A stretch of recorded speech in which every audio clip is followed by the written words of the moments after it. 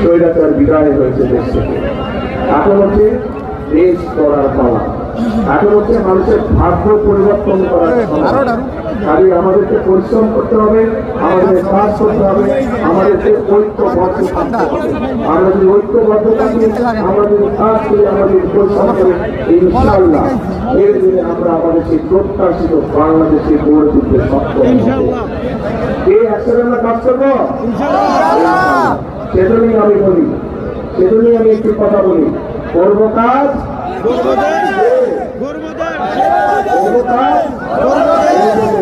সবার আগে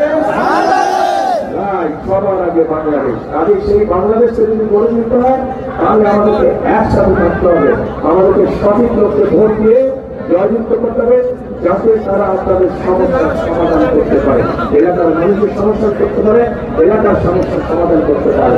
এবং আমাদেরকে সতর্ক থাকতে হবে, এই অধিকার আদায় করার জন্য হাজার হাজার মানুষ জীবন দিয়েছে, সেই অধিকার যাতে ষড়যন্ত্র করে আর কেউ ছিনিয়ে নিতে পারে না।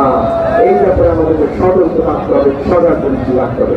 প্রিয় ভাই বোনেরা, ইনশাআল্লাহ কাল করার কর্মসূচিতে আপনাদের সাথে আবারও ইনশাআল্লাহ দেখা হবে, কিন্তু সেটা 12 তারিখের পরে আপনার ধানি সৃষ্টি জয়যুক্ত করলে এই পরে ইনশাআল্লাহ আমরা খাল করানো শুরু করবো। দেখা হবে আপনাদের সাথে খালের মধ্যে, ঠিক আছে ইনশাআল্লাহ। আল্লাহ হাফেজ। বাংলাদেশ জিন্দাবাদ, বাংলাদেশ জাতীয়তাবাদী দল জিন্দাবাদ। আসসালামু আলাইকুম।